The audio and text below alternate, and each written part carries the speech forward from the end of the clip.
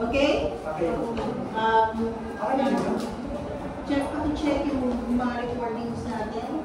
Okay na? Alright. Alright, so before we begin, we make sure to take a short prayer.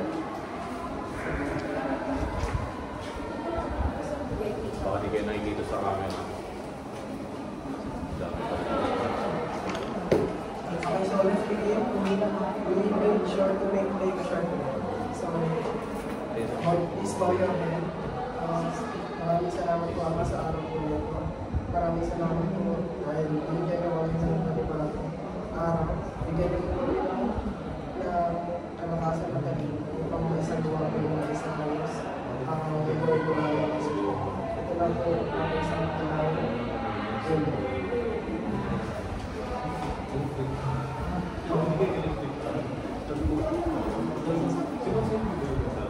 Amen. So good morning everyone. We are Buto from BID or F, and we will to present our study title, Effects of Part-Time Work in the Food Service Industry on the Academic Performance of the Bachelor of Industrial Technology in Food Service Management. Okay, so our studies, there are some students who work part-time in the food service industry management and with their academic performance. But for now, we have to split the chapter 1 to chapter 2 and we'll proceed to chapter 3 so that we can manage to determine the result of our research. So, for chapter 3,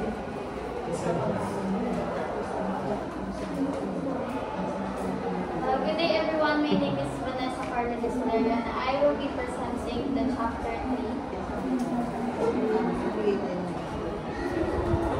So in this chapter, we're gonna talk about, or we're gonna outline the research methods employed in the study, including the research design, sources of data, instrumental or for data collection, and procedures for data analysis. A quantitative correlation research design was used to determine the relationship between part-time work in the fast food industry and the academic performance of Bachelor of Industrial Technology, major in Food and Service Management. Management students at Marikina Polytechnic College for the school year 2024 to 2025. The design helped identify trends and patterns and how employment affects students' grades, time management, and academic focus. So in this table 1, it's gonna show you the table wherein the participants was actually stated, which is the BIT students major in Food and Service Management for this school year. So we decided that we're gonna use, or we're gonna conduct the study within 90 participants or 90 respondents.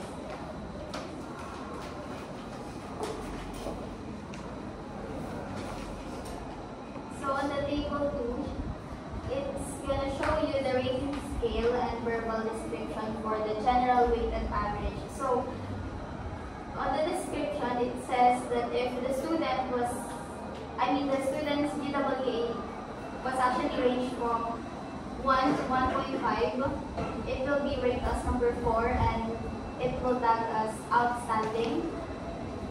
The next one is the average, which is 1.75 to 2.50, rated as number 3. The third one is the low average, which is 2.75 to 3.5, rated as number 2. And the last one is the 3.75 to 5, tagged as number 1, and it needs the improvements.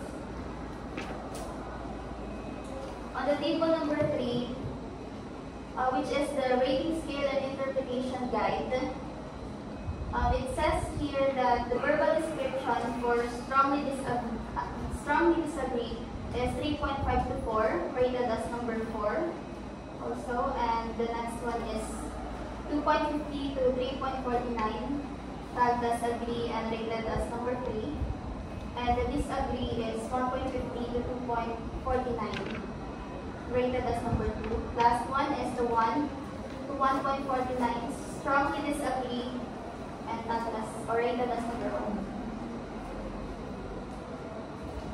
So the respondents students were purposefully selected, consisting of 90 students currently employed part-time in fast food sector while pursuing their BITFSM degree.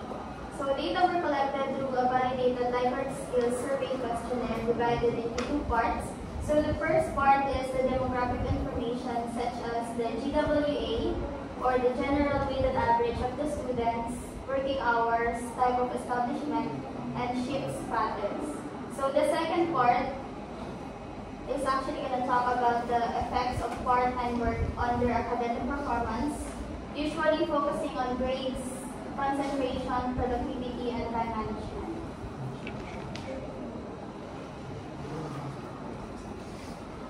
So the data gathering procedures involve formally requesting permission for the college administration to conduct a study and identify suitable respondents. So the data collected will be statistically analyzed to determine if a significant relationship exists between part-time work and the academic outcomes on the students. Through a systematic and reliable research process, this chapter ensures that the study's primary problem, examining the impact of part-time employment on student academic performance, is addressed effectively. So the next presenter, we're going to talk about the chapter 4, and they're also going to talk about or discuss the data that was collected.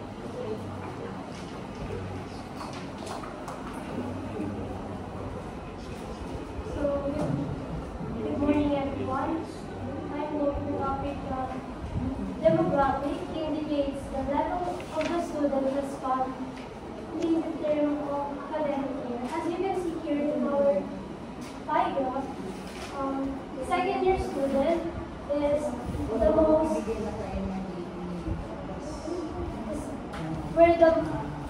most response to our topic or to our survey, which is the second year is the largest population students. Next one, we have the details of working hour per week per students or working part-time. So the larger population here, or the students' response that their working schedule is from 1 hour to 10 hours per week. And then the least or the lowest stated that they had more than 40 hours. Next one, the table 6. Table 6 categorizes the type of work service facility where the students are employed. So as you can see here in our graph, fast food is the most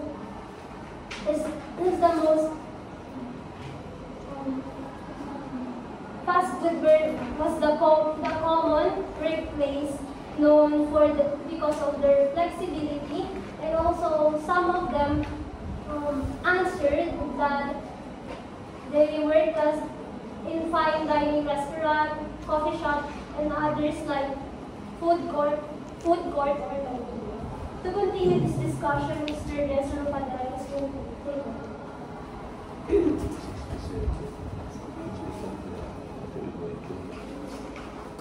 Okay, so for table 7 indicates how long the respondent have been working part-time.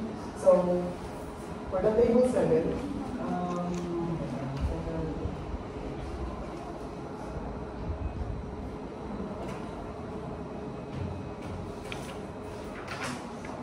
so most students have worked for 3 months, indicating that they are still adjusting in work-life balance. Other employees, moreover, years likely have better coping skills and discipline developed through experience.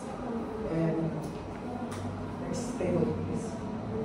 Okay, for the table 8, frequency of conflicting schedule between work and school. So on this table, third 35 students, often and 33, sometimes experience schedule completes 122 had none.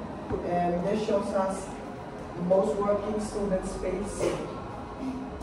face challenges balancing work and which can lead to which can lead to missed classes or late submission of their activities. For the table 9 presents the actual shift work by student responded like morning, evening, or graveyard.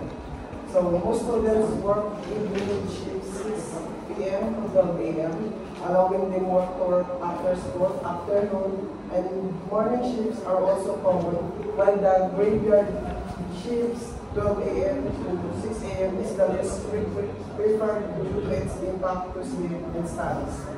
Next table, please.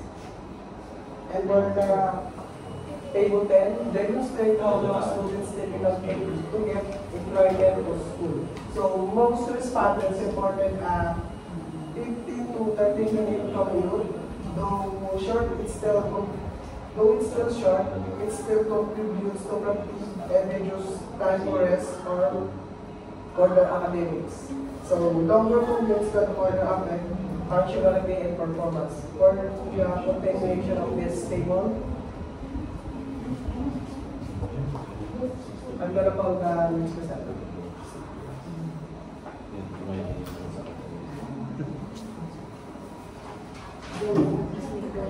From the table 11, based on the result, overall mean is 3.72, indicates that the student generally agree they face difficulties with the highest concern with the long work, and the mean 3.15 distract their focus and concentration is lacking. And 3.12 also negatively affect their ability to study effectively. So this study, just the efforts.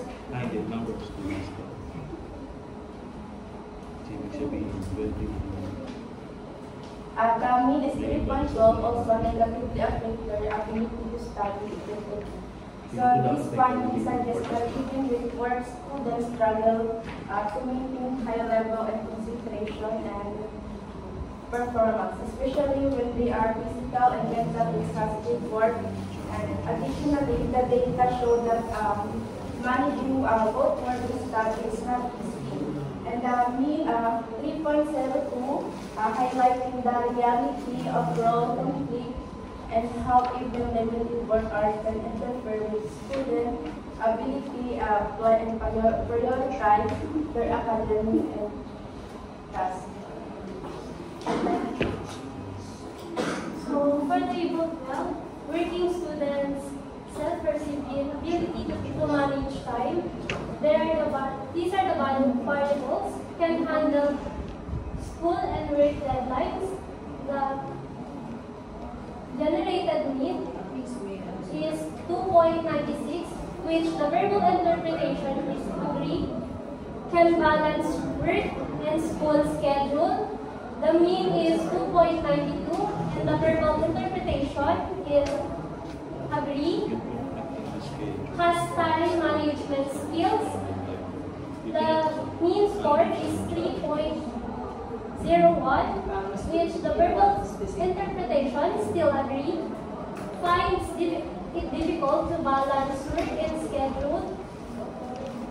Mean score is still 2.91, and the verbal interpretation is still agree, struggle to allocate time for both.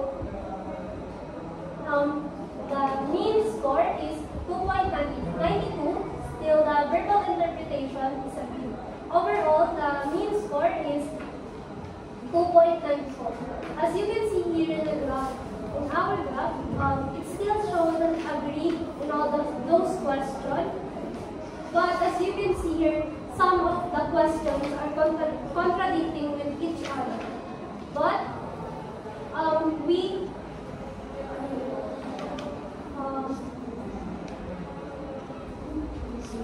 in the result, we we see that the students can still handle the work schedule, but they have difficulty, especially on the deadline of the project or the task that given to them. And for the continuation, Miss Rutohan will do. Table 13, when it comes to job stress, this area had the highest overall rate is 3.74. Students strongly agree that part-time work poses significant stress. And the mid 3.13 and lead to feelings of burnout.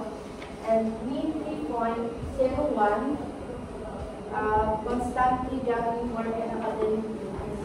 And the mid 3.73 is also a major source of stress. So this findings show that stress is widespread issue among workers, and if left unaddressed, could have negatively effect on their learning. So in mental health, therefore it's not important for school to provide counseling, stress management, education, and promotion better work-life and balance to support other students.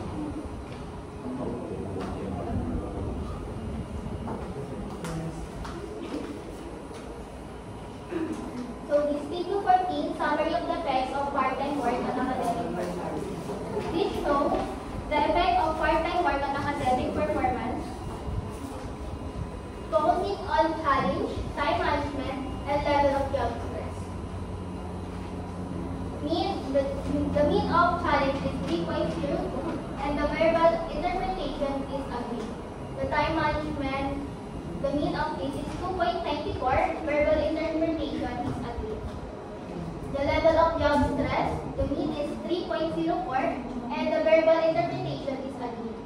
The overall mean, 3. The overall mean, verbal interpretation is agreed. Next is table 15, or general weighted average or GAA, distribution of part-time working students. Highlights the effect of part-time work on academic performance. Most students had a GAA of 1.51 to 2.0, showing they still can perform despite the challenges. However, those with a GAA above 2.0 may be affected by reduced the study time, fatigue, and stress. This results support the need for flexible academic support for working students. Table 16, correlation between work-related factors and academic performance. The person correction results show weak Correlation. correlation. The Pearson correlation results show weak but significant links between academic performance and the variable study. Challenge correlation or R value 0.31 and interpretation is weak. Time management correlation 0.39, interpretation is Dapat bigyan mo na. Wala tuloy. weak. The job stress and GAA correlation 0.27 and the interpretation is weak. The next present. So, Kate, and this is the intervention program. So first, rationale. And for rationale, we conduct this for students who are part-time workers, and it can benefit from them for awareness and to teach sample of tips or for their balancing between work and studies. So the objective is to propose a one-day seminar workshop, and for accomplish this intervention program, we present the research study on how part-time work in the food service industry affects the academic performance of the IPFSM students. So, and to discuss strategies for balancing part-time work and academic responsibilities, and for their emotional intelligence in managing work-related challenges, and for their maintaining academic focus. And for the last objectives is we can develop a practical action plan for KTFSM students to enhance their academic performance while working part-time jobs. And for venue, we provide a conference room here in Marikina Polytechnic College, Santa Elena, Marikina City.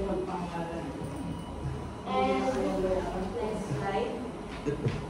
So the target participants we have here is a total of 90 respondents from first to third year, school year in Bachelor of Industrial Technology, major in Food and Service Management. So who are particularly currently engaged in part-time employment. So the program focus will be understanding the effect of part-time work on academic performance and developing effective time management and studies techniques for working students, and sustaining mental health while managing work and academic demands. And lastly, exploring the role of work experience in academic and career advancement. So the benefits from will be for the students who are currently engaged in part-time workers or employee. So we will gain awareness and for understanding about this intervention program we provided, and for their skills and for how to manage balance between work and studies, and for the third is for their we personalize action plan and to gain self-efficacy, and the last is for work experience or future career readiness. To the next, which is budget requirements. So yung source of funds, we want to know. So again, so source of funds, we collected funds to faculty development funds or incoming generation project, and also for the sponsor in Supreme Student Council. And then for the materials needed, we need a CD projector, computer laptop, sound system, speaker, office supplies, and for the other is parchment paper and the etc. So here is the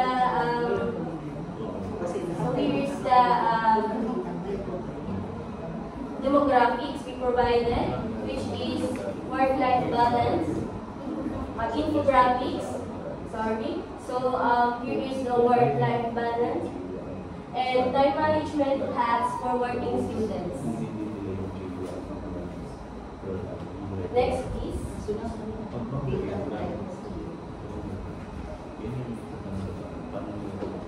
I'm Salden for the conclusion. This study shows that students who are enrolled part-time from the first to third year have scheduling conflicts between their studies and employment. Furthermore, some students spend a lot of time commuting to and from boarding school, which reduce their spare time. Number 2, the survey results show that numerous working students struggle due to individual schedules, long work days, and work-related distractions from their education. These factors contribute to the stress that working students endure. For number 3, even if they are facing difficulties, some working students manage to achieve high academic standing. Despite this, these are also some whose academic performance suffers and they receive low grades, and which also require attention. For the next presenter, unlike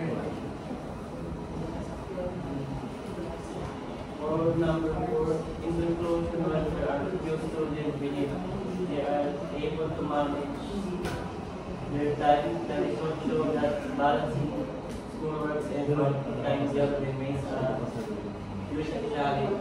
Despite the student's effort, other factors such as irregular work hours and the demand of school make it difficult to maximize the use of their time. Number 5, the research demonstrates that part-time employment as a way yet it was positive association with the performance of PIT students studying food and services management. It still remains significant aspect such as long working hours, travel, irregular work timings, and stress at work contribute the negatively towards students concentrate on study. Number 6, the proposed academic intervention seminar program is one of the answers to the current issue of part-time working students or passport establishment. By targeting priority areas such as time management, stress, academic goal setting, health and wellness, and creative support, the program attempts to equip students with the capabilities to manage work and academic needs. With this intervention, students will be properly enabled to utilize time, efficiency work of maintaining well-being, staying motivated, and becoming both scholarly and professional success. So the last one is the presentation is the recommendation. So first, our recommendation is the future researchers may undertake parallel studies, particularly those collaborate closely with mental health professionals such as psychiatrists or psychologists to provide a more in-depth assessment of the stress levels experienced by the working students. So next one is for future researchers may also consider expanding the demographic scope to broaden the applicability of findings in student population. Next is the study can also serve a basis for the new researchers employing different studies designs to better understand the long-term effects of the part-time work on students' academic performance and overall well-being. To end this, next presenter. For our recommendation, future studies may also use this research to evaluate the effectiveness of the proposed interventions designed to solve the effects of part-time work in the food service industry on the academic performance of students at currently in a polytechnic college. This may include checking whether strategies like stress seminars, flexible scheduling, and counseling truly improve the academic experiences of working students. For the fifth one, we recommend that future studies may also employ a more refined approach into measuring students' academic performance, including other indicators such as course grade, completion rate, and on-time graduation. Instead of solely relying on GWAT rate, future research will also include the indication of this. And that's all for our presentation. Okay. Can you please open the line? Turn on the webcast.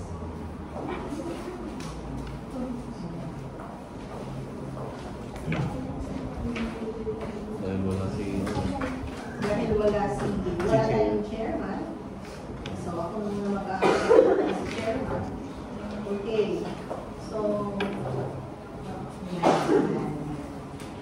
mag-teacher muna tayo para may documentation. Nakikita ba kayo sa camera?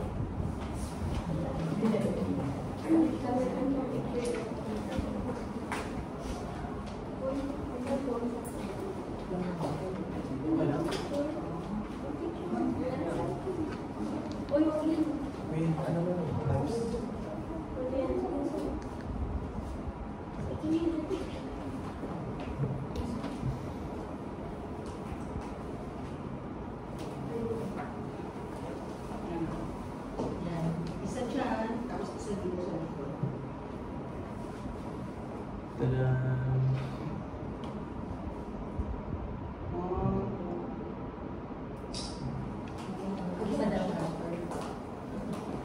Okay, isa dito sa likod. Everybody here. Come over here, please.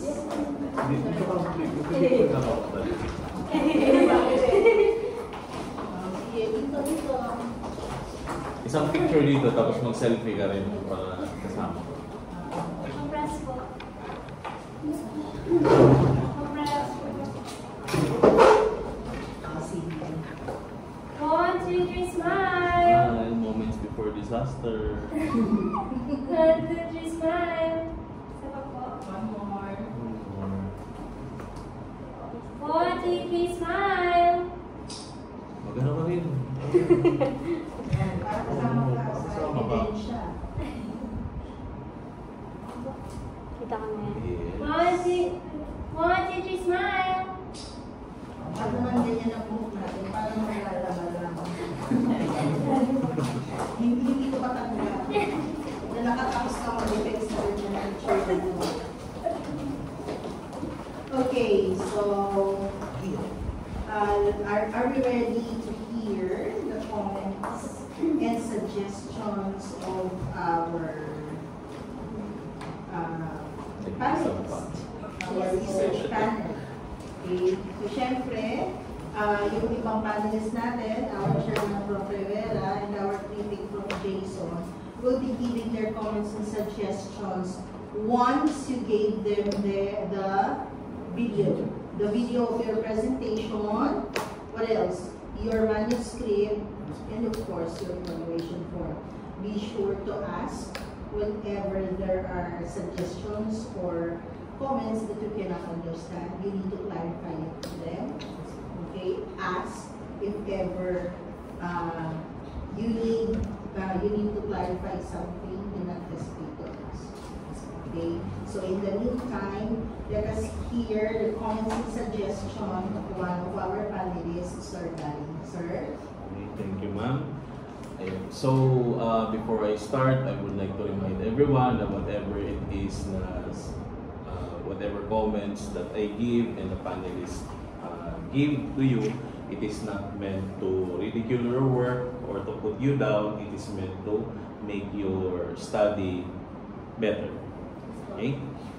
Ayan. So, good points. I noticed that you have used graphs. Commendable siya for me. Since that most of the studies here, actually even in the graduate school, hindi masyadong ginagamit yung mga graphs. So I was surprised actually na nakita ko nakakita ko ng mga graphs. So I don't need to look at the yung mga text, hindi ko na siya kailangan basahin para just one look at the graph, makikita ko na kaagad kung ano yung demographics ng ninyo. Though pabalik lang doon sa graph, I just wanted to point bago ko siya makalimutan.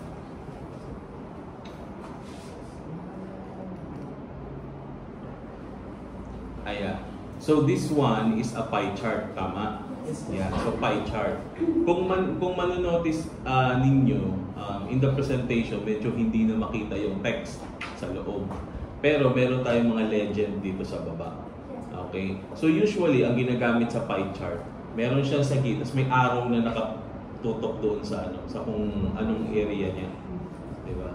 So halimbawa, ganyan. Second year, nakatutok. Second year, ilang percent yan? 67. Tapos usually kasi kapag pie chart ang gamit natin, it is represented by percentage. Hindi siya yung actual number. If you want to use actual number, then use bar graph. If you want to use kasi ang pie chart natin, nire-represent niya percentage ng whole.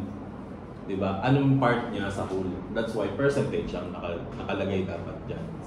Okay? Next, doon tayo sa bar graph ninyo. So ito, this is mga fundamental lang ito kasi yun. So nagsisimula na tayong gumawa ng bar graph o yung mga plots ng mga ganyan. Importante na alam natin paano siya gamitin. Okay? So kung makikita ninyo dito sa bar graph, actually maganda yung representation ninyo, no? Makikita nyo kaagad na may mataas, may mababa.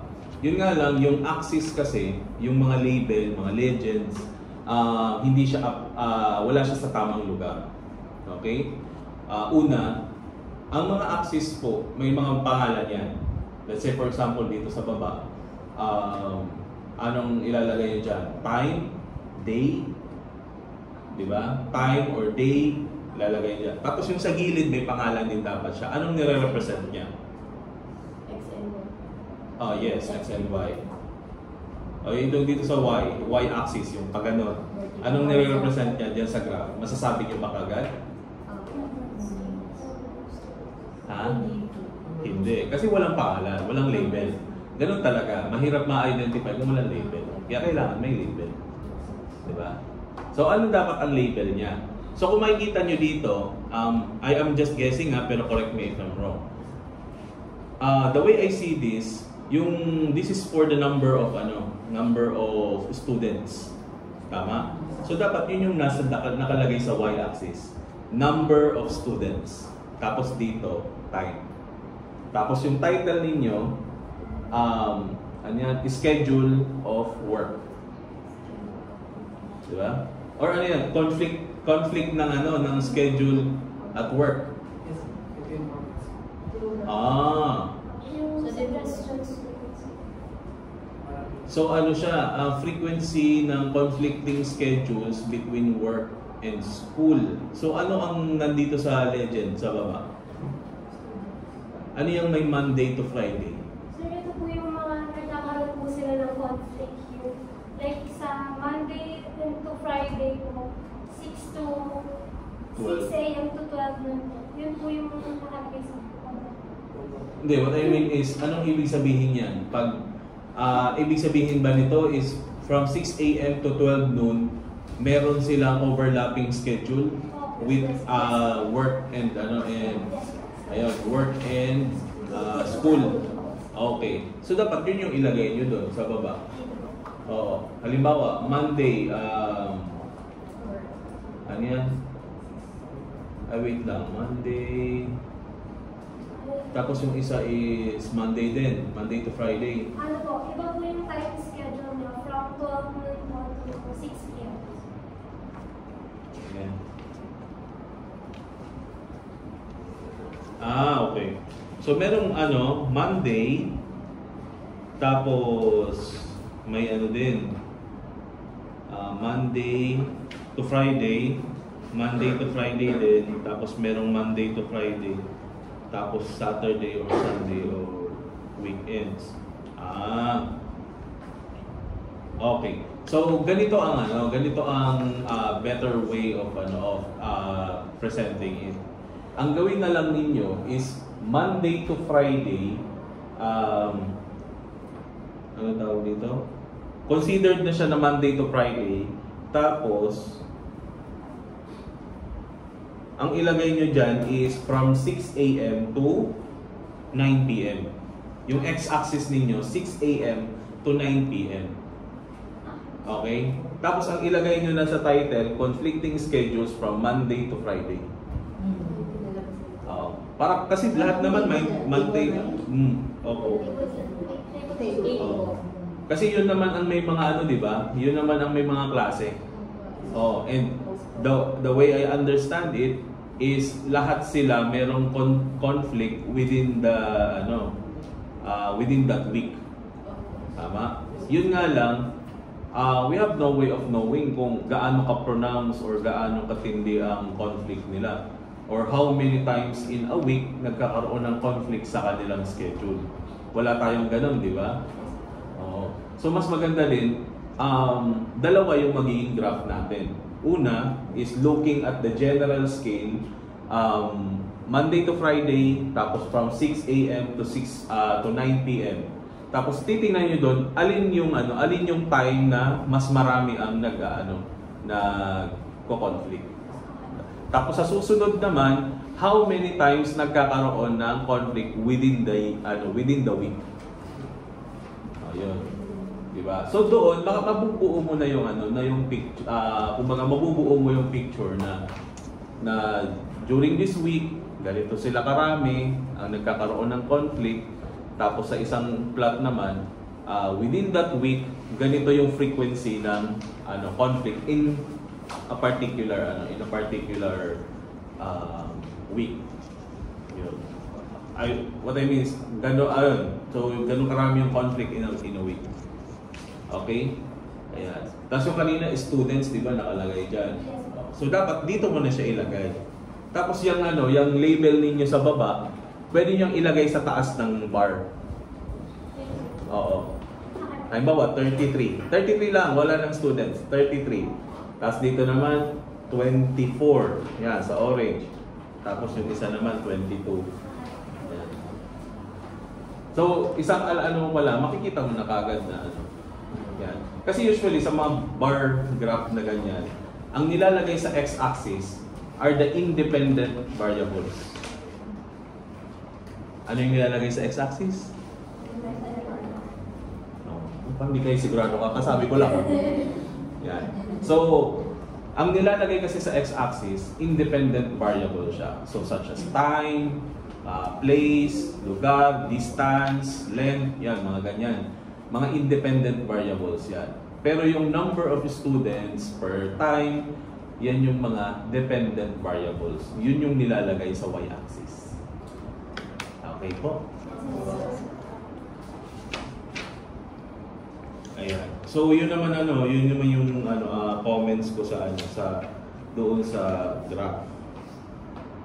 Okay, so this demonstrate how long students typically take to get from employment to school. Okay. So based on the plot sa table 10, 'di ba? Ibig sabihin nito, marami dito ang 15 to 30 minutes ako Mm-hmm. travel time po nila. Yeah, so pinakamarami ang 15 to 30 minutes. Tapos pinaka-konti is yung more than an hour. Natanong nyo ba saan galing yung saan yung mga work nila? Normally around this area, Marikina lang din po. Marikina lang din, pero inaabot sila ng 1 oras. Parang galing pa yan ng Pinugay, Depende din po sa isang lugar yung branch. Kaya nga. Pero have you included in your kung saan sila nag-work? Yung Or hindi po, na? sir, halos doon po sila sa catering po. So, minsan sa catering po kasi sa catering po kasi sa ibang place po sila nag-aaral po. So, Iba-ibang location mo per event. Oh, so ibig sabihin varying siya. Oh, so dapat din nyo siya ilagay dito. Paano kung naano pala siya sa malapit? Isang beses lang siya napunta sa malayo. Kinonsider niya na kaagad na malayo lagi ang niya. Diba? So pwede naman ilagay nyo dyan, lagay nyo lang dito na those na mga itong graph na ito ay para lang sa mga fixed ang workplace. Yung hindi masyadong nagbabago-bago. Pero yung mga nasa kasi mako-consider mo yun as outliers Mga outliers yung mga gayon, yung nagbabago-bago, yung data nila. Kasi ganyan, nilagay ninyo 10 ang ang Sir, students. Sige.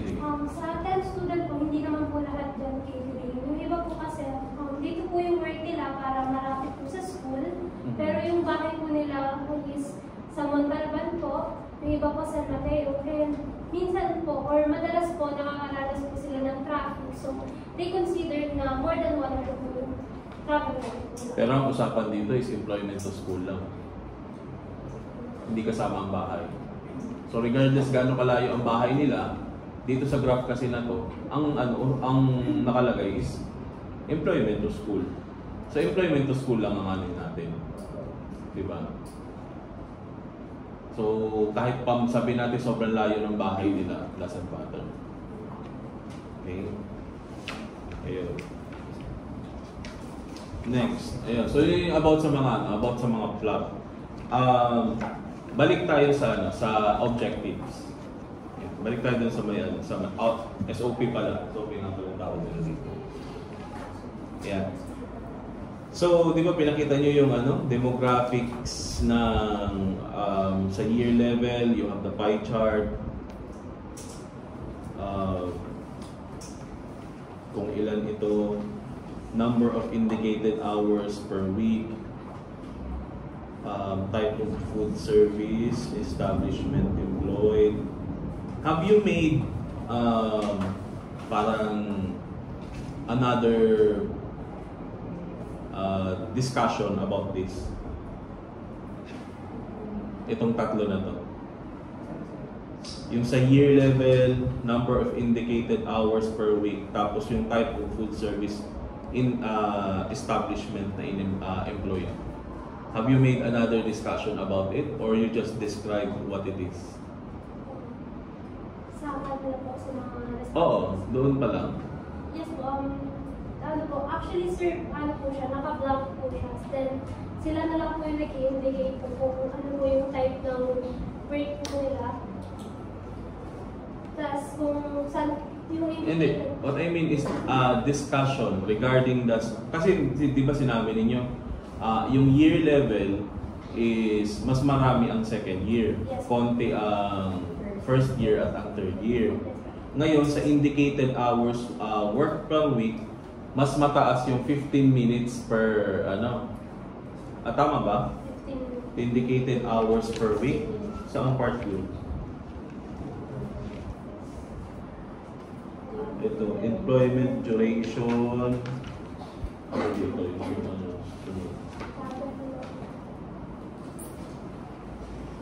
Food service facilities. Okay. Ayan, so may 1 to 10 hours, may 11 to 20 hours, may 20 to 30 hours, may 13 to 40 hours, tapos meron more than 40 hours.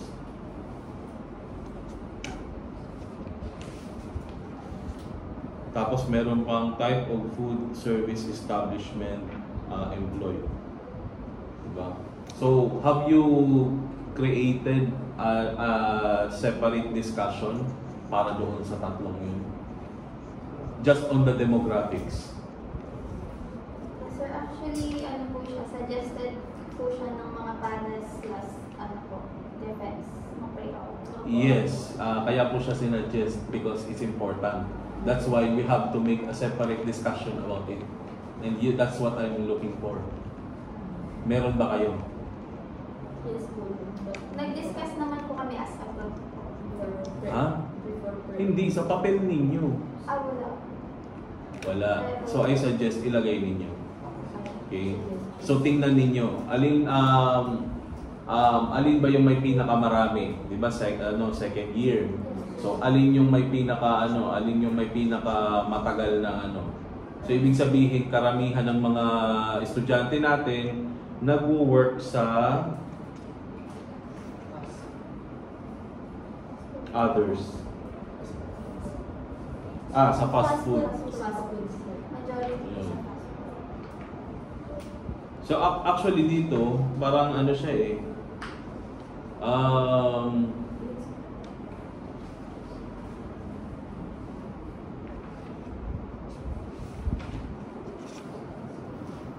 so bali dito, ang suggestion ko lang is try nyo pagbanggain itong tatlo. Year level, number of indicated hours na work per week, tapos yung type of food service establishment employee. Para lang ma-establish nyo sa kanila na nasaan ba yung majority natin? Ano ba yung ang karamihan ng tinatrabaho nila? At gaano ba sila kadalas nasa trabaho? Diba? So with that discussion, ma-relate nyo na siya ngayon doon sa mga challenges, time management, na the reason bakit meron the reason why they have these challenges is because ganito ang demographics nila. Dito sila nagtatrabaho, ganito sila katagal magtrabaho, di ba? That's why kailangan natin yung discussion na yun dito pa lang sa demographics. Kasi the way I see your results, dinescribe nyo lang yung dinescribe nyo pa lang siya. Hindi nyo pa siya pinagtagpi-tagpi. So kailangan pagtagpi-tagpiin nyo siya in order to support your second SOP. Di ba? Okay. So, pakidagdag ng discussion na yun. Oh. Isama nyo na rin yung employment duration. Dapat siguro meron kayong mga paragraphs about it. Oh. Di ba? Tapos ito, natanong ko kay Ma'am Elby kanina, yung challenges, di ba? So, when it comes to challenges, ano yung, how will you define the challenges? Sige. Yung challenges po sir, mahaba po yung like yung challenges. Yung challenges naman po sir sa academic task po nila, activities po, and yung deadlines po. Yung sa Ano yun? academic performance po nila about So, challenges related to academics. Academics. Okay. Deadlines po, projects. Yeah. Kasi ito masyadong broad itong term na challenges. Wait, anong page yung ninyo? Definition?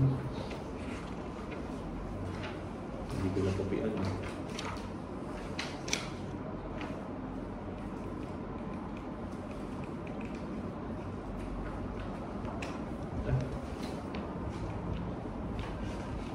Anyway, ayan. So, paki-ano na lang ha, 34 34. Ayun.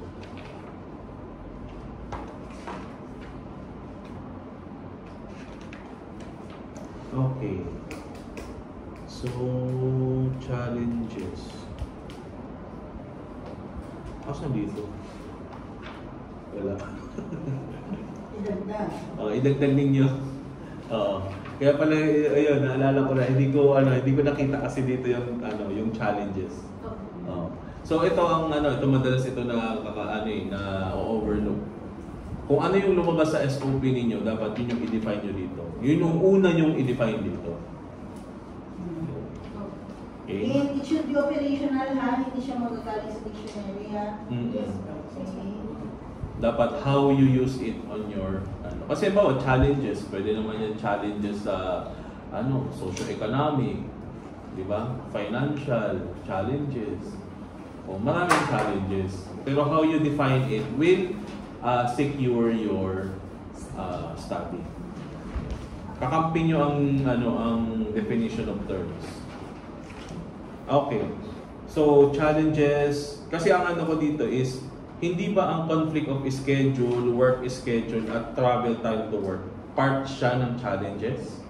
Yun sana yung magiging tanong ko. Pero dahil sabi nyo na academic challenges lang siya, so ibig sabihin, limited siya sa academics. Diba? Limited siya sa pag-aaral. Okay? Pero ang ko lang is... Limited on scores. Okay, so work schedule, travel time for work. Ayun. So make a statement connecting all of this.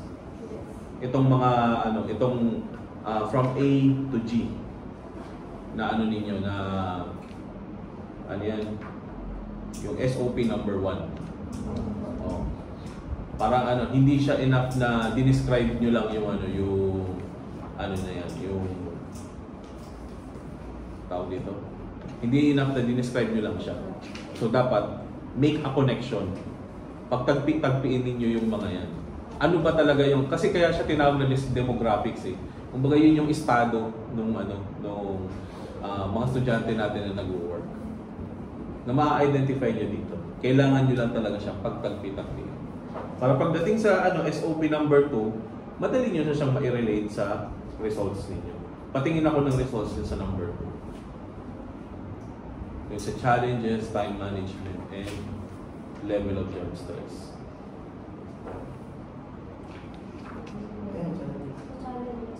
Yeah. O dito naka-academic challenges na siya. Pero sa SOP nyo at challenges pala. So long shifts. Yan. Saan galing itong mga variables na to? Variables. Yung mga sections na yan. Like long shifts, affecting focus, work schedule, energy depletion, difficulty balancing. Saan galing yung mga yan? Ha? Saan galing ang nilalaman ng survey questionnaire ninyo?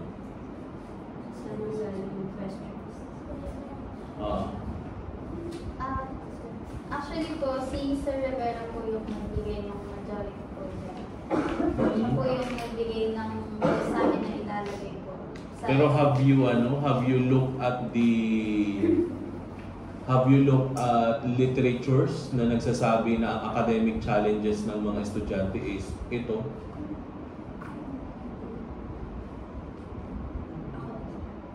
So, we have parallel studies po sa library, and nakita ko po yung mga survey questionnaires po nila. And yung iba po is may pagkapareho po, and nag-provide po kami or nag-list down po kami ng possible questions po na pwede namin i-take or i-replace po. And then po yun, kinuha po namin po yun. So this is kumbaga nakuha niyo siya as reference. Yes. Ayan. Sir, nasabi ko nga po kanina, sinabi po niya, yung iba po dyan is galing po sa parallel study. And yung iba po, yun nga po galing po sa Rivera. So ang ginawa po namin is pinag-combine po namin. And then pinili lang po namin yung tingin namin ng makakaalam po sa study. Like yung importante po. Okay. Stated ba siya dito? Hindi. Pero pwede po namin ilagay. Hindi. Yes, so.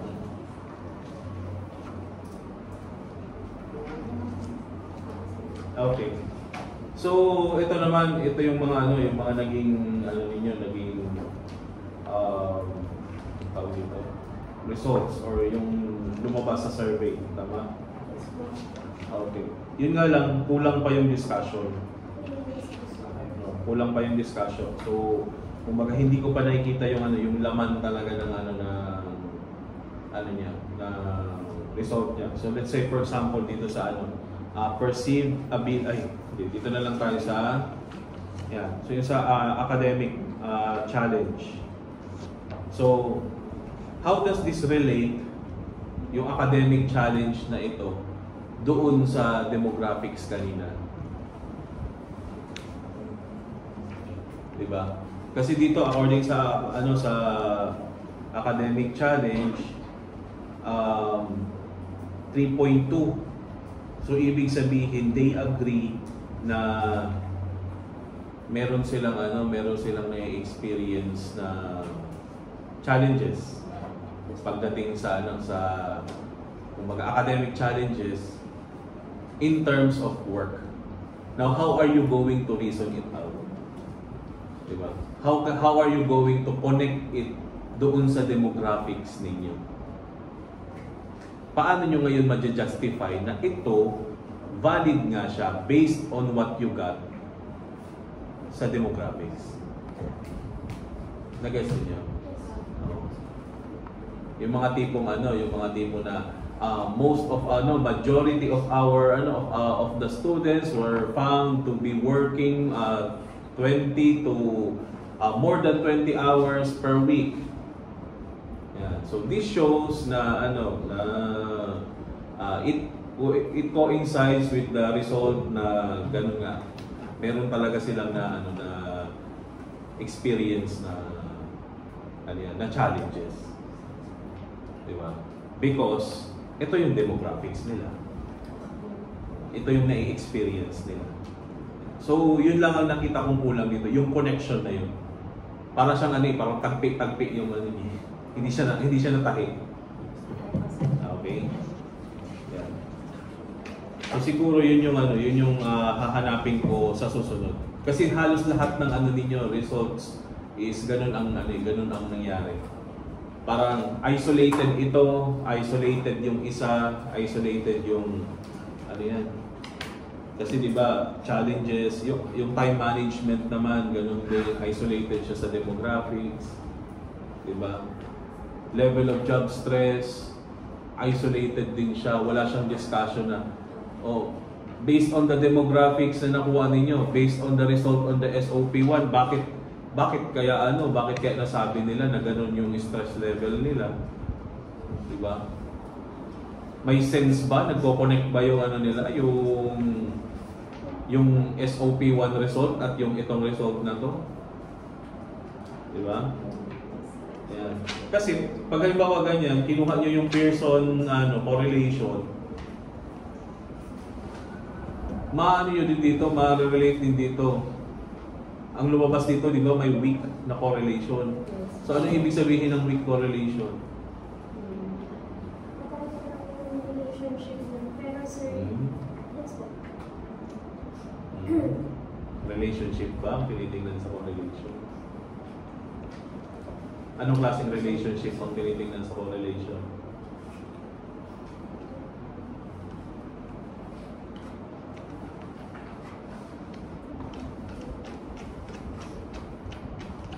Sa palagay ninyo, kahit nagkakaroon ng agreement yung yung dito, yung iba nyong result, yung survey ninyo, kahit meron siyang agreement doon sa nakuha ninyong result, bakit kaya mahina pa rin ang correlation? Bakit kaya ganun pa rin ang lumabas?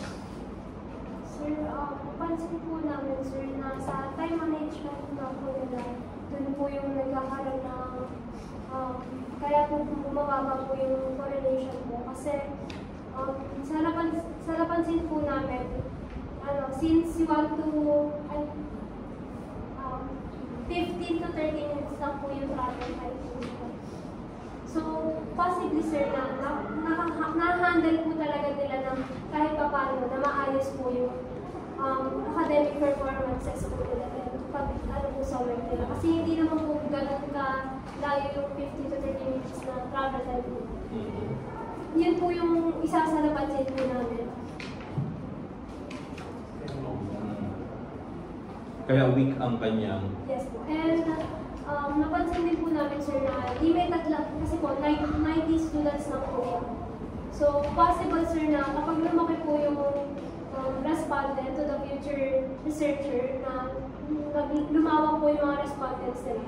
So, magiging, possible po na maging strong po siya. Well, pinagbanggaan nyo sila sa di ba? Sa general weighted average. Sa palagay nyo, hindi yun dahil sa yung general weighted average is there's still something there na kailangan nyong malaman? Sir, napansin din po namin nila regarding po dun sa months po ng employment duration po nila.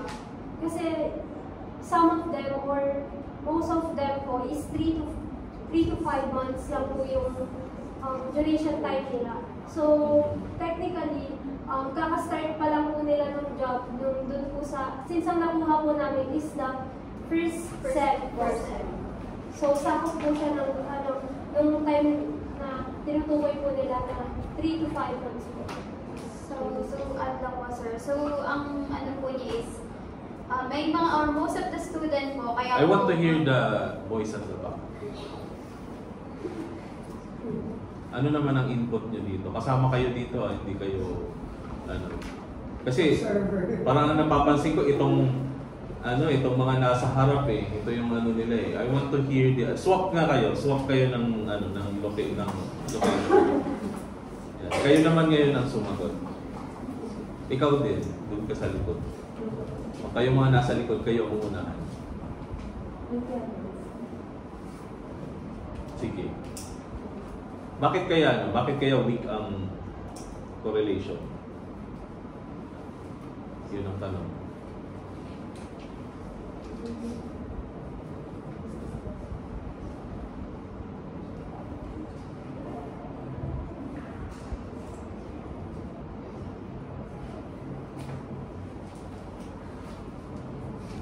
There's silence for 30 minutes. And? So, Wow! So, what does this tell us?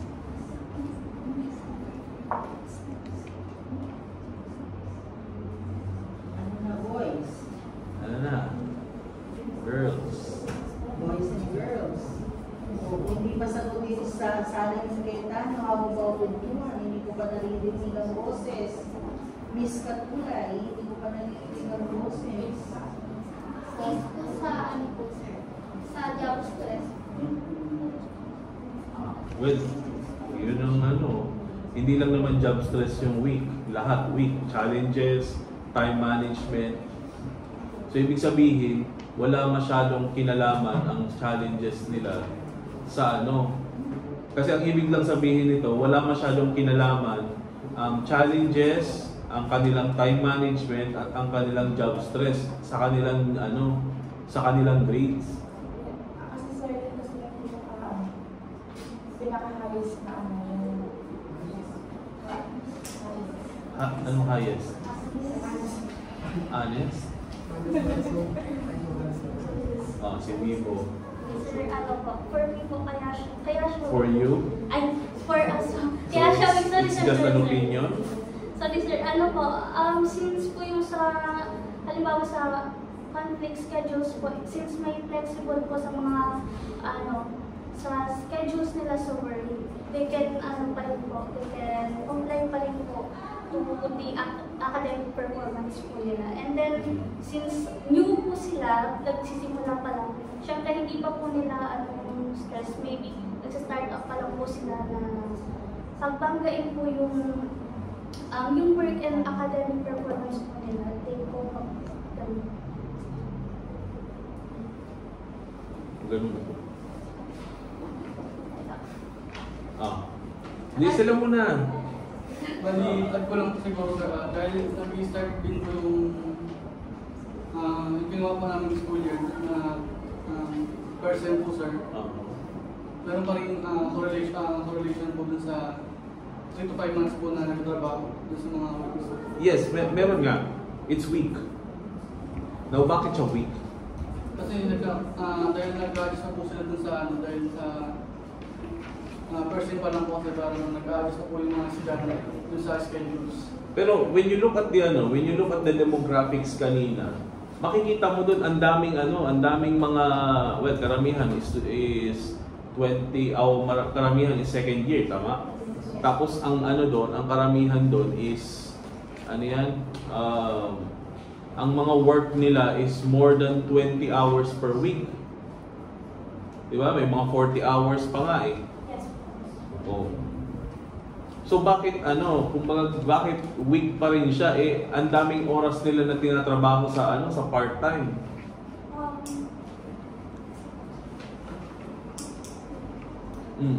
Kasi po, gaya po nung sinabi Sirit na yung iba.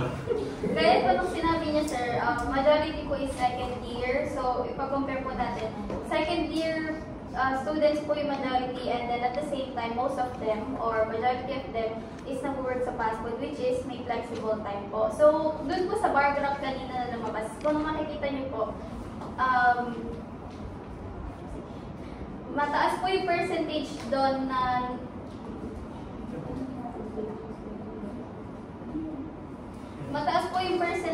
although nag-work sila sa fast food and then may flexible time sila, hindi naman po nagbabaga yung school schedule and then yung work schedule.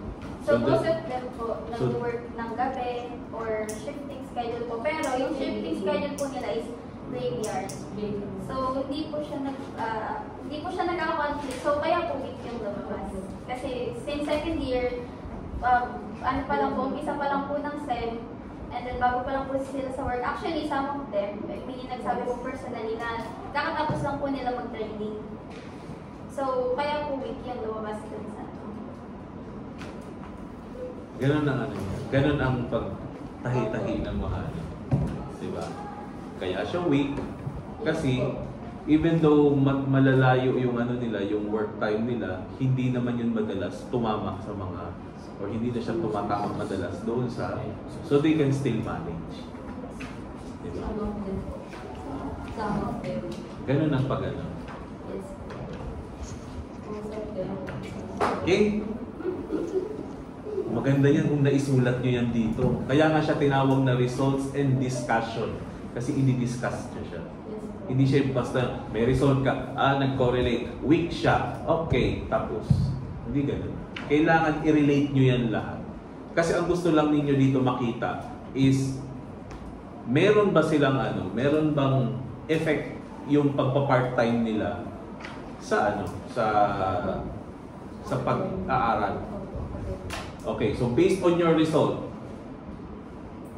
can you say na meron bang effect ang Yes. In scale of 1 to 10, ano yung effect ng ano?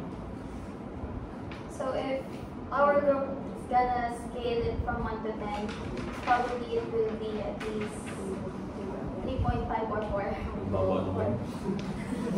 Since Ang ini-expect ko 6. kasi po sir, since week nga po siya, and then 90 students lang po yung ano namin. And then at the same time, DIT Pero lang po. most of them agree.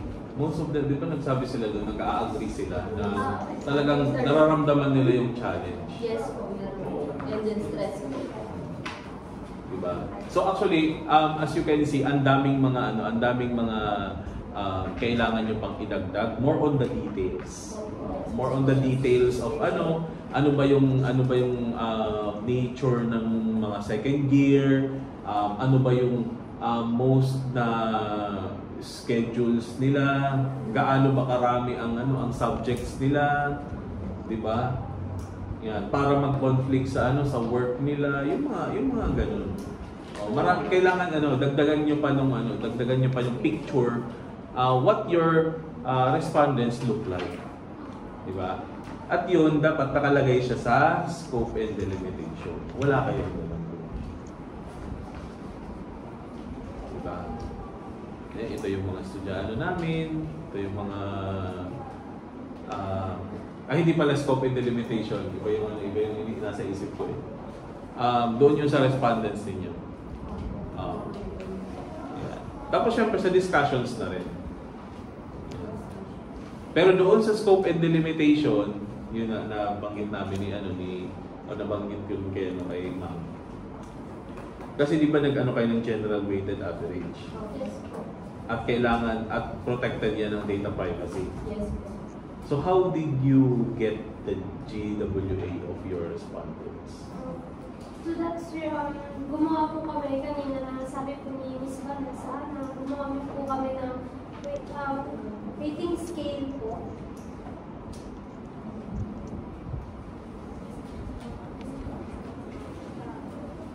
Yan po. Yan po yung ginamit namin to determine po yung kanilang GWA. So, for that po, honest answer po yung full trust po kami sa mga naging respond. Actually, Sir Gary is asking for the source. How did you know that the GWA of this particular student Is credible. credible? Or are these students, ano ba sila? How sure are we that binibigay nila sa inyo is yung mga honest to goodness na mga grades nila? Kasi hindi nyo ito nakuha sa register, di ba, yung mga grades nila? Nakuha nyo ito according to the answer of the respondents. Yes. So, ibig sabihin, we are relying on the honesty of your respondents. So, dapat kasama yan dito, ha? Dapat kasama yan dito sa scope and delimitation nyo. Mas kasama yan sa recommendations yun. Yes po. Sorry, sir, nag-bat din ako. Sige ma'am, okay lang. Feel free ma'am. Feel free. So, dapat kasama sa scope and delimitation nyo that you are relying on the honesty of your respondents as for the GWA. Kasi we cannot, because you cannot get it from the registrar's office due to data privacy. Yes. So, yun. So, dapat kasama yun sa scope and delimitation. Yes. Kung may sasabihin si Vivo, kaso naman ako. Ganyan Ganyan yun siya magugaan. And also, Parang kala mo naman, lagi kita nakatingin sa chat niya. Parang ano. Ganun. Ano? so serious na GWA po kasi, some of them, pumunta po, di ba po sa registrar, pag first time, pwede pong picture. Nung nag-conduct po kami ng survey, since may ethical procedure po kami na natanong po namin yung iba, some of them po, hawak po kasi nila sa phone. At nakikita naman po namin na same lang din po yung ginagawa nila po. O yun, iyan eh. That most of them is, they took their, kumbaga, they personally got their, their grades sa, sa registrar, tapos pinakita sa iyo. Though yung iba is, lang, kumbaga, depende na lang, siguro memory or ano. Pero ang ano ko lang is, necessary ba to? yung table na yun. Don't you think it's discriminatory? Maybe they just included it because they would like to classify. They don't mean to discriminate. Oh, kasi parang, di ba, parang, ano yun, parang ano, nag 175 lang sila. Average na pala yun. Tapos parang ako dati iniiyakan ko yung Ako ba, sila iniiyakan ko lower than 2. Kasi matatanggal ako sa scholarship. Kasi scholarship, di ba, usually 2 and above lang. And above lang. Sayang ang scholarship. Parang ano, well, ano sa akin, for me, I'm not sure, I don't speak for the rest of the panel. Pero for me, there is no need to identify yung there is no need to yung interpretation. Kasi halimbawa dito sa school, so ibig sabihin pala pag grenadean ko ng ng 1.5 yung outstanding siya. So dito nga sa school natin wala tayong ganyan na average, considered as average ang ang 175 to 2.5. Ang low average naman is wala tayong ganyan. Di ba? Hindi ko na kayo tatanungin saan nyo nakuha yan. Kasi alam ko wala tayong ganyan. Kasi kumbaga 1.75 is 1.75. We don't say that average lang yan. Outstanding ka kasi ganito ang grade mo. Kumbaga we'll leave it be kasi iba ang implication eh. Pero sa school ang anak ko may ganyan. May range. Excellent. Kasi minsan may sila eh. Private school kasi. Tapos ang like halimbawa sa Ateneo. Sa Ateneo meron sila di ba A+, A-, may B, B+, B-. Meron silang ganun. Tapos may table kung ano yung equivalent and then may nakalagay excellent, satisfactory, mga ganun average. Pero dito sa ating walang ganun. Okay, so sir. So yung sa akin naman ma'am, yun na yung kumbaga major. Yung ilan naman typo, mga grammar, yung terms na ginagamit, meron kayong pupils na nilagay dito. Wala naman tayong pupils, mga students ang natin. Students, sandali pag pupils, yun yung mga nasa grade school. Pagka college na, dapat students na. Okay? And of course, I would like to remind you, okay. So I would like to remind you that since our chairman and critic is not around, okay, as you present your videos to them and your manuscript, you have to include their comments and suggestions to the table of comments and suggestions and action taken. Okay, so whatever the things that they will say to you na hindi namin maririnig, dapat nakalagay dito sa table of comments, suggestion, and action taken that you will submit next week. Okay? So, we will rely on your honesty. Actually, you can ask them if you can record their comments and suggestions. Okay? So, it is better if you can record their comments and suggestions so that you can fully include them in the table of comments and suggestions that you will submit. Okay? Alright. Tapos, what else? Sa yung related literature ninyo, please, again, as what we have suggested last time, you have to add the similarities and differences of the related literature that you have included. So, meron dito similarities lang, tapos wala nang sunod. So, you have to elaborate on that. Okay, you have to state it clearly. Alright? So, what else? For the terms, for the definition definition of terms, we will add the word challenges. And dito sa statement of the problem, academic challenges, di ba? Yes. You will change challenges to academic challenges. Okay, and of course, the comments and suggestions of Sir Gary, thank you Sir Gary, that was very substantive and I really appreciate that you were here. Not just me, we really appreciate that you were here. So, kumbaga, kahit na hindi kayo kompleto, parang kompleto na leader nandyan ka. Bigyan mo. Thank you, sir. Okay, so hindi lang matatapos sa palakpak kay sir. Ito ha, dapat mag-reflect sa ating paper. Okay?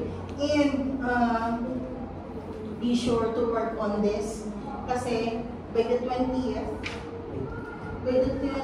of May, dapat may grade na kayo. So, hindi po kayo mag-gradean kung wala kayong final copy. Hardbound mo sila. Hardbound kayo eh.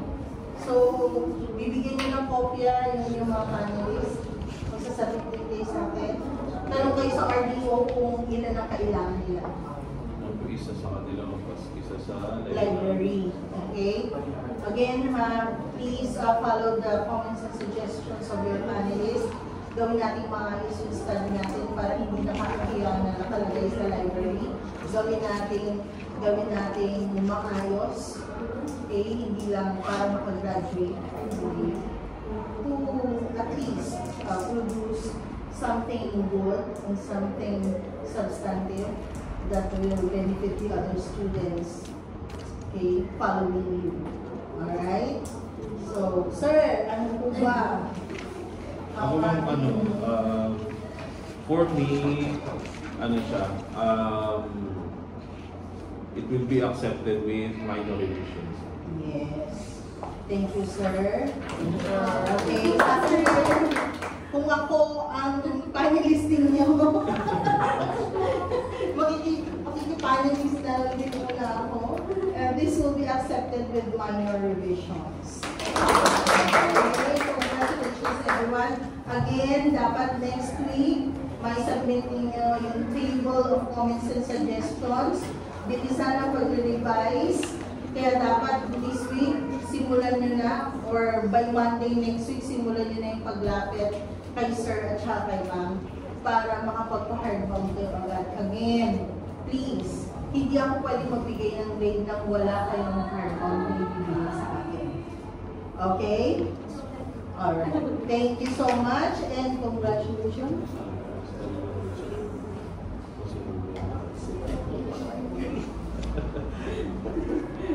Malamang sir, lahat sila.